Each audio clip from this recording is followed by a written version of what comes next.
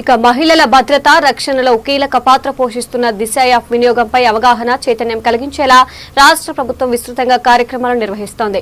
దీంట్లో భాగంగా కడపలో విద్యార్థులకు ఈ యాప్ ద్వారా అవగాహన కల్పించారు.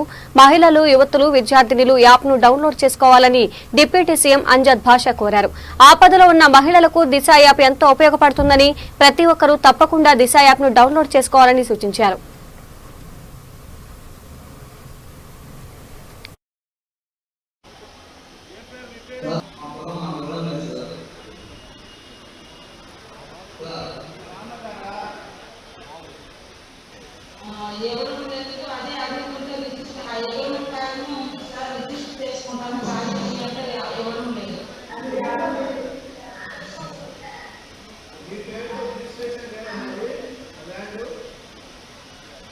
క్రితం ఒక మహిళ దిశ యాప్ ద్వారా ఒక SOS ఎమర్జెన్సీ కాల్ ఒకటి మా కంట్రోల్ రూమ్ కు వచ్చింది.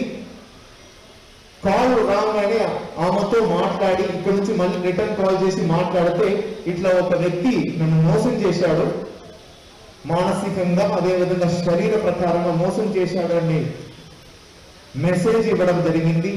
ఎస్పీ గారు ఈ దిశ యాప్ వచ్చిన తర్వాత సుమారు ఒక 200 మహిళల్ని ఎవరైతే మోసం చేయదలిచారో వాళ్ళ వచ్చి నుంచి ఎలా కాపాడారో పోలీసులకు వివరించడం జరిగింది. గవర్నమెంట్ పరంగా మహిళల సంరక్షణ, వాళ్ళ యొక్క అభ్యుదయానికి వివిధ స్కీముల ద్వారా వివిధ ఇంపార్టెంట్ ఇనిషియేటివ్స్ లో ఈ దిశ యాప్ లాంచ్ అనేది ప్రభుత్వం ఈరోజు లాంచ్ చేయడం జరిగింది. నమస్కారాలు. మరి ఇవాళ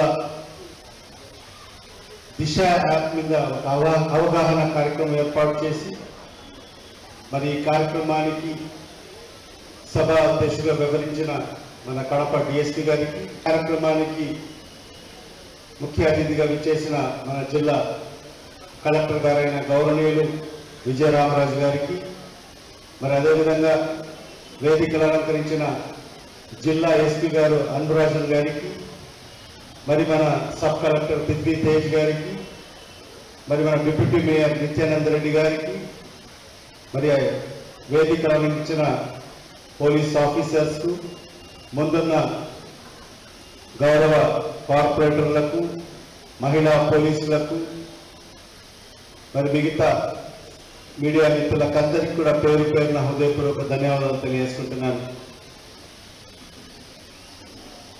ఇప్పుడు మన అందరికీ కూడా తెలిసిందే, మహాత్మా గాంధీ గారు ఒక మాట అన్నారు, ఎప్పుడైతే ఈ దేశంలో ఒక మహిళ, ఒక స్త్రీ అర్ధరాత్రి ఒంటరిగా వెళ్ళే పరిస్థితి వస్తుందో అప్పుడే ఈ భారతదేశానికి పూర్తిగా స్వాతంత్రం వస్తుంది అని ఆనాడు మహాత్మా గాంధీ గారు చెప్పడం జరిగింది. ఈ దిశ